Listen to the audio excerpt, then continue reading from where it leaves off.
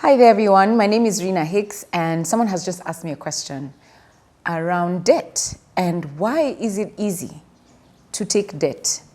And you find yourself constantly revolving or going through this cycle of debt, and it's just easy to keep taking more debt and you get trapped in this cycle.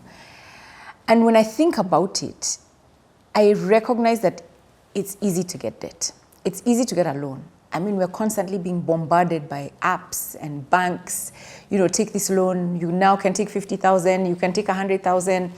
And sometimes people get these messages and you're like, oh, I can get 100? I wonder what I can do with 100. Maybe, and I can pay back in 6 months, and you get all excited around how you can be able to pay that money back, as opposed to the boring, difficult exercise of saving. Because ideally what you should do is put money aside over time and then do whatever it is that you want to do.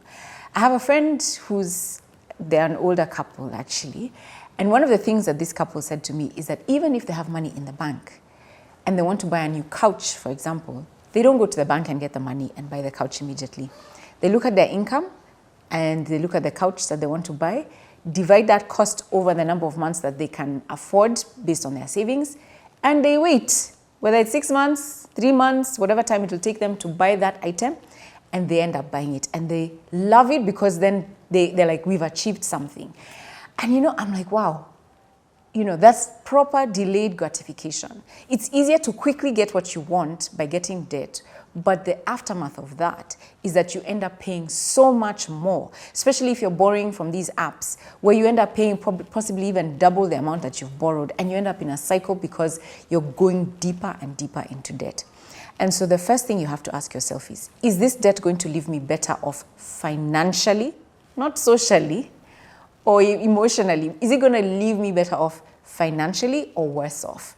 That's how you decide whether this is good debt or bad debt. If it's debt that's going to leave you better off financially, it means you're buying an asset that's going to go up in value, or you're buying an asset that is producing cash flows that you can then use, and it leaves you better off financially.